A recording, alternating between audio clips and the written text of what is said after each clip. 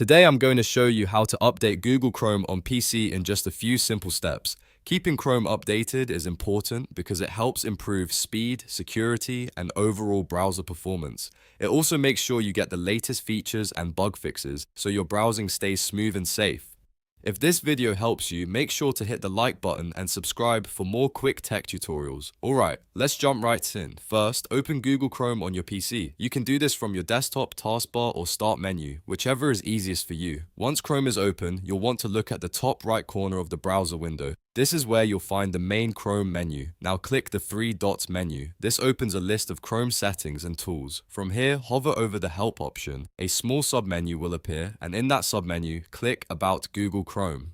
This is the section Chrome uses to check whether your browser is up to date. As soon as you open the About Google Chrome page, Chrome will automatically start checking for updates. You do not need to search manually or press any extra buttons. Chrome will connect to its update service and begin looking for the newest version available for your PC.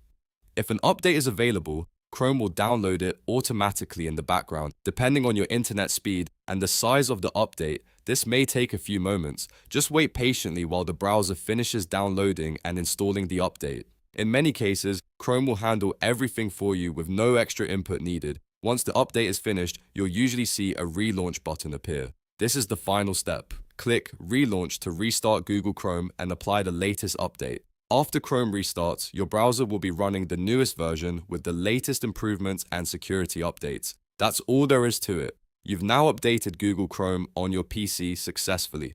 It's a quick process, but it can make a big difference in keeping your browser secure and running efficiently. If this tutorial helped, please give it a like and subscribe to the channel for more easy step-by-step computer guides. Thanks for watching, and I'll see you in the next video.